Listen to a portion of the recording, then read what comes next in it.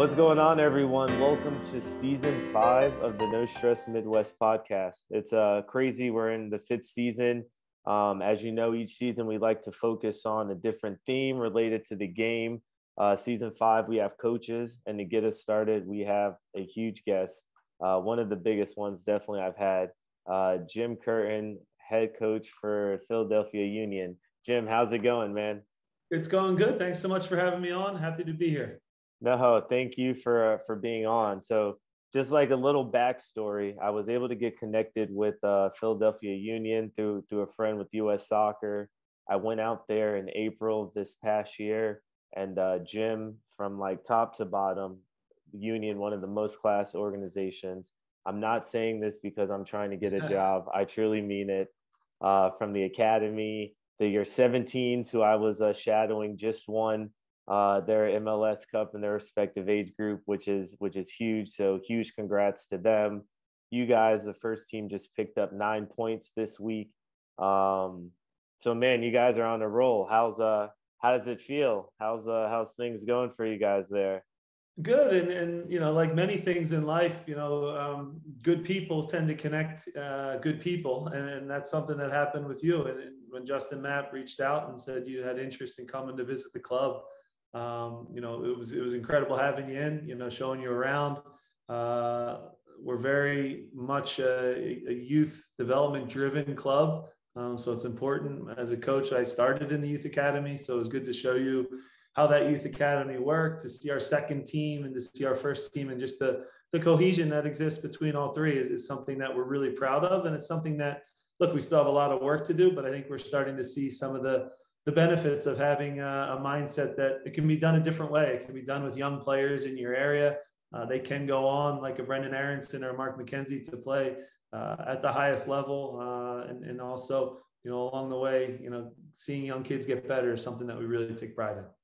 Yeah, well, and I think you see that when shout outs to the U.S. Men's national team for qualifying for the Olympics. You had, I think, 4 academy players. It was Paxton, you had Sullivan, McGlynn, and then one more person. I forgot. Craig, center back. Yeah. Everyone always forgets the defenders, buddy. You know that. I know, man. I know. But like, I remember like seeing that, and I'm just like, wow, like Philly is repping, and all those guys were with the first team training when I was up there. Just seeing, go ahead. To see them dominate on the international level and not just be, part of the team, the 4 starters and contributing in ways where, Quinn and Paxton were competing for the Golden Boot in the tournament. Paxton wins MVP of the competition. Brandon Craig's leading from the back and keeping clean sheets, and Jack McGlynn's kind of controlling the tempo of the game for them. Then he steps on the field in our most recent game against New England, and Carlos Gil and doesn't miss a beat. So we believe very much in young players.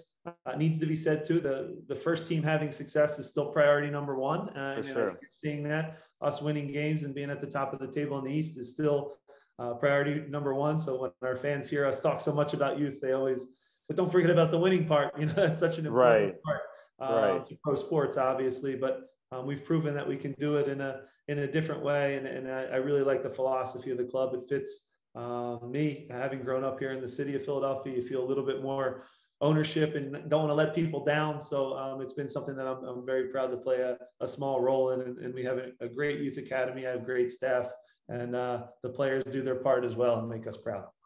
Yeah, no. And I think on top of that, when I was there just listening, I think you had a radio interview, and I forgot who the station was with, but you were saying, in the office was like, man, when we first got here, they wouldn't even give us a sniff. And now we're doing weekly calls. They're shouting us out. Just to kind of see how not just you, but the organization, especially in a market like Philly, and, being from that area, that is not the easiest sports market to get in, especially when you're not winning. But you seem to be winning. You seem to have the fans on your side. You're wearing a new pair of Dunks, I think, every single match. When I was there, you had 2 getting shipped in that you were excited to wear. So the style you do, and I think speaks a lot about you and every coach, right? There's not just one way to be a manager. There's multiple ways, and to find ones that can make it fit in their personality, I think is huge. I think you're right. You touched on my sneaker problem. That's a whole nother topic. I do have a sneaker problem for sure. But yeah, to see the sport in this city grow, everybody talks about a 4-for-4, a 4-sport city. And now we're, slowly but surely making it a 5-sport city. And our stadium now is packed and sold out, and we outdraw the Flyers and the Sixers in some instances. So it's something where if you look big picture to soccer in this country, I have to say it's accelerated and grown at a level that I wasn't prepared for to ever happen in my lifetime. To see young kids wearing soccer jerseys in the neighborhood now, to know all the players, to look up to Andre Blake and Alejandro Bedoya, is something that I'm really proud of. And sometimes I have to pinch myself. And really, soccer has become the cool thing. The young kids always tell you what's cool and what's popular. And right now they are as good as anybody at telling you. And they're as tuned into the Philadelphia Union as any, pro sport in our city, which is something that really makes us happy and proud. Yeah, no, I agree 100%. So, we've kind of done a little brief intro on you and the club philosophy, but I want to kind of talk more about your path into coaching, right? Great. So I know that you obviously were a player in the MLS. I mentioned to you there's this Chicago Fire team. It was Bob Bradley was the coach, but you had first team managers and Josh Wolf and Chris Armas. Players like that. Then you also had Carlos Bocanegra, Justin Mapp was there, DeMarcus Beasley. So that's like American soccer, royalty in a lot of names. What was that locker room like? What was the transition like from as a player to knowing, hey, I want to get into coaching, I want to stay around the game, but you can't play forever. Just kind of talk about that time. Yeah. So, even there's so many names. So Jesse Marsh was on that team. You had Carlos you mentioned Bocanegra. You had Zach Thornton. You had Ante Razov. So really lucky. And sometimes in life, it's timing. It's right place at right time. If I would have got selected by, as an example, the Tampa Bay Mutiny at the time, my coaching career might not look like it does. But I was just thrown into this culture and environment where every day these guys just tested each other. I was just turned 21 years old, and I was thrown into this locker room that had, first of all, national team players, Risto Stoichkov, Peter Novak, world-class players that were towards the end of their career, great American minds. You had Bob Bradley as the leader. You couldn't just help but start to see the game as a coach, and some of the arguments that would happen in film sessions on back then it was an old VHS play, rewind, stop, going back, and hours of just arguing over one play. I was like, these guys, at first I was like, these guys are crazy. But then you actually realize and step back that they're just trying to make each other better. And the thing I learned in that first year with them as a rookie, the trainings became harder than the games. We trained so hard during the week, and these guys competed and challenged each other so much that the games became the easy part. We would step on the field and everybody knew their role, and we beat each other up during the week more than we did on the weekend in the game. So there was so much respect for each other. I learned so much from so many great leaders there. And it was a great, fortunate way for me to just a little bit of luck and timing to get thrown into that locker room. So I'm really grateful for that. And those are some of my best friends still to this day. Right. Now, would you say any of those players, could you tell in the locker room, oh, he's going to be a manager when it's done? Or were some of them kind of surprising? Or was it a culture that Bob Bradley created in nurturing and teaching you to understand the game? That was going to be who I was going to give credit to. Bob just created an environment where, again, he's a version of our Bill Belichick, where his brain was just always going. He was thinking of every little advantage we could gain during the week, and he had a way with players. I can remember when I would get told, I would think I played one of my best games, and Bob would call me in the locker room and go through the film and show me, and he would check me and make sure that I wasn't getting too complacent and comfortable. Conversely, I'd have a bad game and I'd be down on myself and thinking I'm going to get killed by him in this film session. And he would show me all the good things that I did and the way I organized the back line and, maybe some things I could improve on. So he had a real way with players. And I think he deserves the most credit for that tree that he's created and all the guys that have done such big things in the game, on the field, off the field, whatever it might be. It speaks to how good of a coach he was. Have you heard the big news? No Stress Midwest has found a new home at the soccer lot located downtown Kansas City. Swing by and check out our new training facility as well as our classroom. We'll be hosting our tutoring sessions. Be sure to also check out our player lounge, which includes a TV, FIFA, ping pong, and a tech ball table for all of the needs of our trainees. Yeah.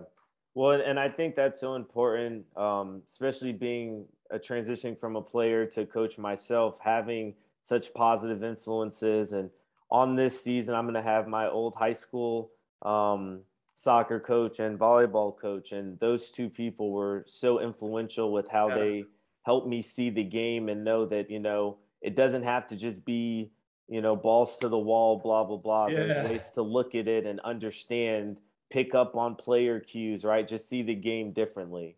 For sure. That's a good point, for sure. Yeah. So after you were with Chicago, I know you were with a few other teams, but what was the transition like from playing career to coaching? Because I know you started at the academy level as well. Yeah. So what was that transition like?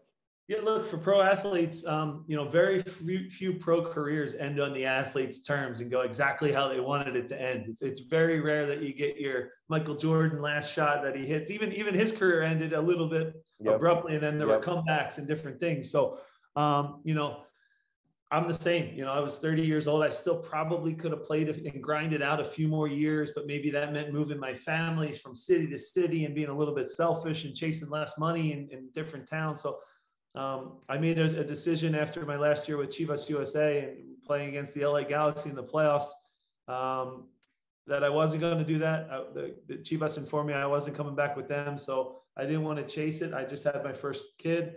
So we moved back to Philly. We said, we're going back home. You know, we'll figure it out from there. I knew I wanted to get into coaching. I didn't know exactly who to connect with because I had been out of Philly from, you know, almost 10 years of playing. So I got back and this name kept coming up, Richie Graham. He's the guy, you know, if you want to get into coaching. He went on to, you know, start our youth academy in the early stages and is still the reason why we have so much success there now. So connected with him, you know, started coaching with 4 and 5 year olds, quite literally. It was humbling. It was, you know, you go from playing against David Beckham to playing a version of Red Rover and getting balls blasted against goal. Toe you know, poke. so toe poke right at you. It's not easy, but then you kind of you realize you can learn so much working with young kids. You can make mistakes. It was the perfect thing for me in my career. It also kickstarted my coaching career a little earlier than I thought. You know, 30 years old was young. You know, worked my way up. Had some success with our youth academy. You know, our U17s won the National Generation Adidas Cup. It kind of put me on the map maybe a little bit, and then from there, the first team coach at the time, John Hackworth, asked me to do some scouting, asked me to do some work with the first team, eventually made me an assistant there, and then ultimately got the interim job after, unfortunately, he was fired, let go, and, you know, kind of ran with it from there. So a whirlwind for sure, but yeah, I wouldn't change it for anything. And I'd say I never worked a day in my life. You know, I'm getting to do something I love. Agreed. So you've mentioned a lot of big name players and coaches that you've had the privilege of being around. Who were some of, you know, I'd say your biggest influences in coaching, and whether it was getting into it or how you viewed the game or the locker room or whatever that may be? Yeah, look, I think it goes like so many. It goes first and foremost to my dad. You know, my dad instilled in me, he was not a soccer player. I'm not from a soccer family. I'm from an American football family. But what he did instill in me is to never be outworked. You know, if you worked hard, good things would happen for you in life, no matter what that was. So that was really important. He was a successful, good football player. Didn't play professionally, but I think he instilled in me just a real work ethic. And I saw how hard he worked, you know, at home as well. So that's first and foremost. From there, I was fortunate enough to be able to go to Villanova University, where I met Larry Sullivan, who, you know, had a different way of leading for sure. You know, he's a Marine, you know, so it was strict. It was, you know, his way, but it was an incredible time for me in my life where I was this young, really talented kid that I'll just say he humbled me pretty quickly in that environment. And I learned a lot from him both on and off the field, a lot of life lessons. He's a genius soccer-wise, but he's also a genius with world history and life lessons and so many different things. So he was important. And then I got lucky, like I said before, with Chicago and Bob Bradley, to share ideas in that locker room was incredible. I also had some coaches, maybe professionally, that weren't the best, and I learned what not to do. That helps too. So all these things you take along the way. You steal things, you make them your own, you jump into environments that put you out of your comfort zone. You learn from basketball coaches, you learn from good high school soccer coaches. You can always take something and tweak it and make it your own. So I've really enjoyed growing, evolving, reading, learning, because in this game, man, if you think you got to figure it out, it's got a way of humbling you, punching you in the face real quick. You're always adapting and adjusting and trying to stay as progressive as possible. Yeah, well, and I think to that point, I can remember when I was playing in 2007, right? And the 4-4-2 with a sweeper stopper, right, was like the formation. And I joined this academy team, and the coaches were all from England, and they said, 4-4-2 still, but we're doing a flat back four.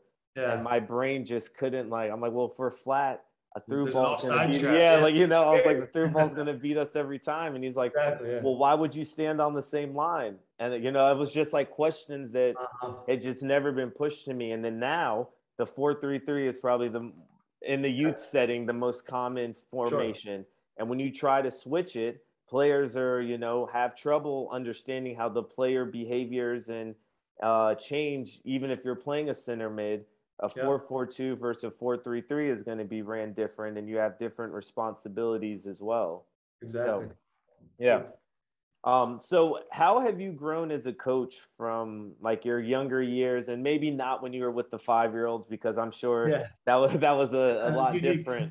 But let's say from the academy stages to even your interim assistant job to then now, right?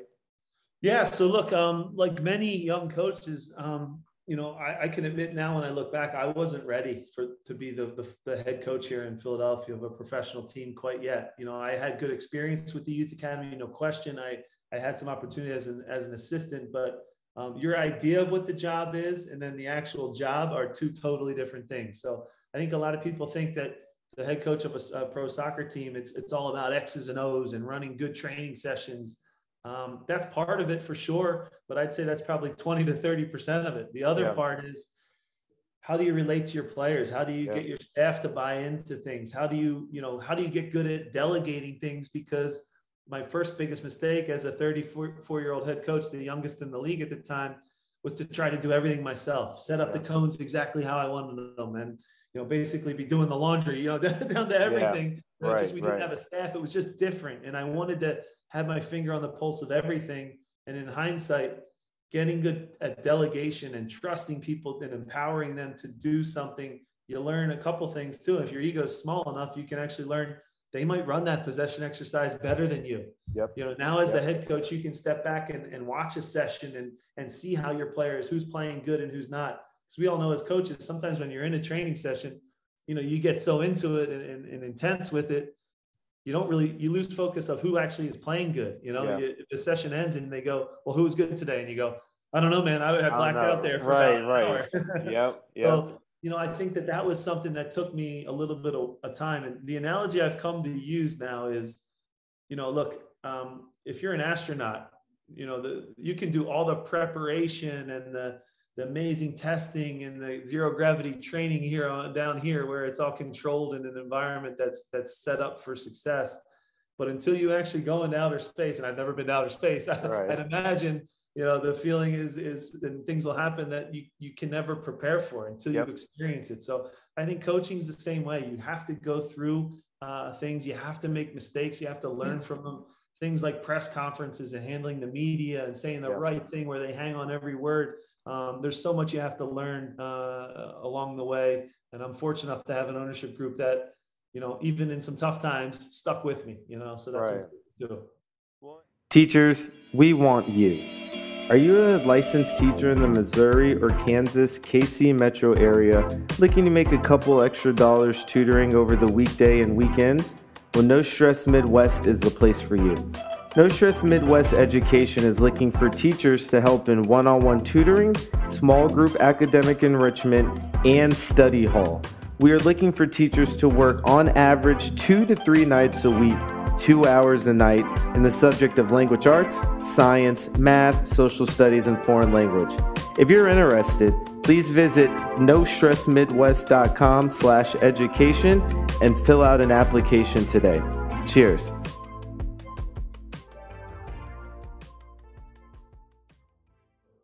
Well, and I've heard, right, especially through U.S. soccer, I'll say, and I'm sure in similarities, UEFA as well, but the A license is the highest one that you can get, probably where you're going over more of the tactics and the player behavior stuff. And then once you take that pro license, that's where they're teaching you the stuff you said, dealing with media, dealing with the locker room, dealing with putting a plan together, assistant coaches, agents, old players, younger, veterans. I guess you can't call them old veterans, rookies, academy players.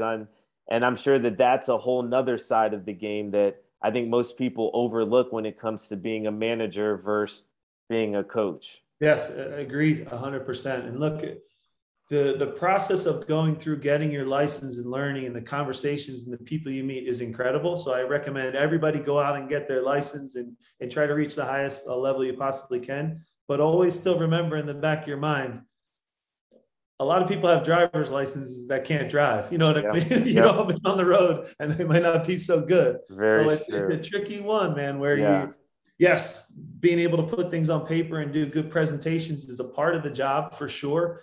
But again, I can't speak enough for the importance of relationships and experiences with people and knowing that the process of getting that license is where you really get the good stuff. The instructors and counselors are always incredible, but the people you meet along the way, when I did the pro license, I got to hear, guys like Sigi Schmid speak about, what they did right and what went wrong in certain jobs that they had, and hearing those and sharing stories over a beer after dinner is sometimes maybe just as valuable as, the X's and O's in a classroom. So it's good to keep that perspective and keep that in mind and always try to be learning and asking questions. Right. No, I agree. And, until you have that first session that you thought was the best one ever planned, go to crap. And then you're sitting there kind of trying to pick up the pieces. Yeah. That's the only feeling, buddy. Yes.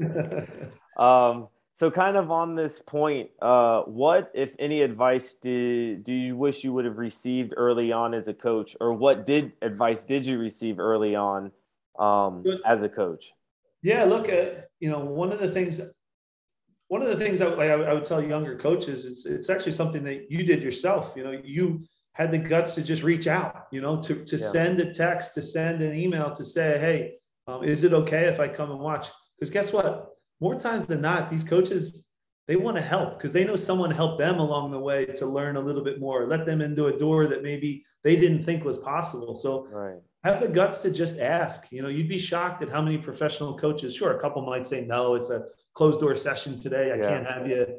But, most of them, want to help because they recognize when they were a young player or a young coach or whatever it might be at whatever level, someone put their arm around them a little bit and helped out. So I pass that on, and I tell kids all the time, send an email or come out to a union training session. We practice outside. It's open all the time. They're like, oh, really? It is? I can just come? I'm like, yeah, it's open. Have the guts to just, ask and send an email, and you might get turned down a few times, but someone's going to ultimately give you an opportunity. And that's all it takes for you to get started, whether it's in the high school level, the college level. If you aspire to coach professionally, national team, that's everybody has a story, man. And it always starts like that, having that first confidence to ask. Yeah. Well, and I remember I had a mentor tell me that he knew someone that was reaching out to coaches and just saying, hey, can I come out and shadow? And when he told me that, there was just a switch that flipped in my head. And I was like, wait a second, that's a thing? Yeah. And since then, they're just people. I think sometimes we think of them as like cyborgs, Yes. Just like the players are just athletes. They have good days, they have bad days. Yep. They lose loved ones. Someone gets cancer in their family. So they're dealing with all the real stuff that everyone deals with. And it's not always easy to just go out on the field and perform. So it's important to realize just human beings, and they're pretty caring and understanding. And if you ask something, they'll usually try to help. I think more times than not. I still have faith in that. No, I agree. And I mean, even when you introduced me to some of the players and, introducing me to Bedoya and Andre Blake, people who I've seen on TV, and they're, hey, my name's Alejandro. And I'm like, I 100% know who you are, right? And, to kind of remember, hey, they put their pants on the same way we do. They tie their cleats up the same way we do. So, I think that's great advice. And then to kind of wrap things up a little bit, right? So what is or some of your favorite coaching moments, maybe a top or top two, top three? I don't know if you can really put that into one thing, but what are some of those things where if you're ever down, you kind of look back on those memories and, just kind of gives you that little push to keep going? I think with the philosophy of our club, I have a couple different ones, and I won't bore you with the long word, but I think I've told you, we have 3 pillars at our club. Number one is to promote from within. So that might be player wise. We always want to look to our youth academy first before we go outside. It might be staff wise. It could be scouting. We always want to try to promote from within before we go outside. So again, believing in what we have here. Number two is a cohesive group of 11 guys together can beat any group of individual superstars or talent or designated players. And then 3 is we have to be innovative in everything that we do. So that means technology. We have to be innovative in our scouting. What markets do we mind that maybe others don't? So those 3 things, keeping them in mind, come back to the probably a couple moments that I've had in my career where we had success. Number one would be, when Brendan Aronson made his debut in Atlanta in front of 60,000 people and he scores the goal. Mm-hmm. That was like a moment on the sidelines where I didn't cry, but I was close. There's a one tear. It just started where you're kind of like, up. Okay, this is what our club's about. This is a kid that we've had since, he's 7 or 8 years old. And now to see him take this step on this big stage and do well. And this is before I knew he'd go on to do what he's already done. Right. So that was a big one. I also think the club's first playoff win was so important against Red Bull. Big rival, obviously the New York rivalry, but the way we did it, man, it was like we were cohesive on the day. We started with a couple mistakes and found ourselves down 2-0.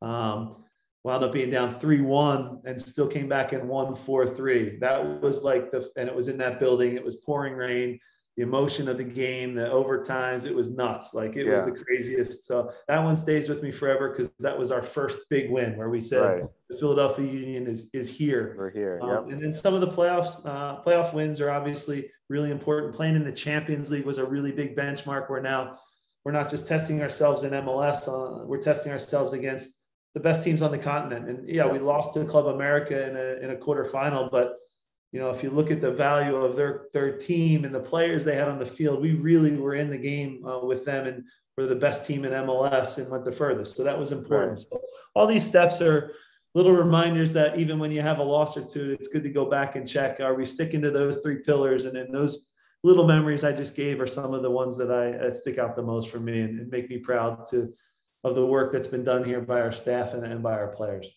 Yeah, well, and I think it's, to that point, especially with Aronson, the first person does it, that playoff win, the first win happens, and it's like, okay, can be done. This is, obtainable. And then that's when that snowball starts to roll, and then it takes on, the juggernaut that the Philadelphia Union are turning into now. Exactly. In the business world, they call that proof of concept. So it's good. It means it's working. In sports, we just say it's success. Right. Well, Jim, man, I want to thank you so much for being a guest on here. I think you've given some really good insight.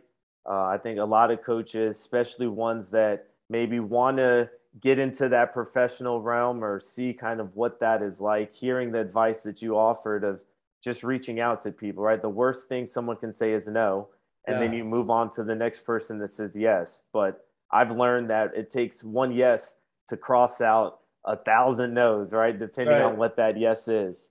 So before we wrap things up, question, did you have any say in Jesse's ear about getting Aronson over to Leeds United? I'll just say we talked quite a bit, and look, Jesse's he can make his own decisions for sure. But when Brendan first went to Salzburg the first time around, when Jesse was there, I just kept saying this kid will grow on you. He's going to give you everything. He's eager to learn. He's eager to get better. He might not be the biggest, the strongest, or the fastest, but he's going to give you everything. And no coincidence, over time, Jesse did a great job developing him. And now he's become a staple on our national team. And now he'll be on the premier, on the Saturdays and Sundays in the morning for Leeds United is something that I think we can all be proud of for sure as Americans. And Jesse coaching over there too, because he's paving a new path as well for coaches. It's just as important that he has success too. Yeah, well, Jesse is definitely someone I look forward to meeting. The path from, they always say when they mention him from Wisconsin, they always mention the guys from Wisconsin. Racine, Wisconsin. But to see him, do his thing in the Austrian league and during the Bundesliga, now in the Premier League, right? That as a young coach as an American coach it's cool to see that path being paved. Yeah, inspirational for sure. Yeah. Well, Jim, thank you. Any final words or anything you want to say before we wrap up here? No, I appreciate you having me on. Made it very easy for me. Great questions. A simple way to go through things. And it was good talking with you. Great catching up again, and keep up the great work. Thank you. Good luck this season. I've got Ryan. He's going to be another guest on. Awesome.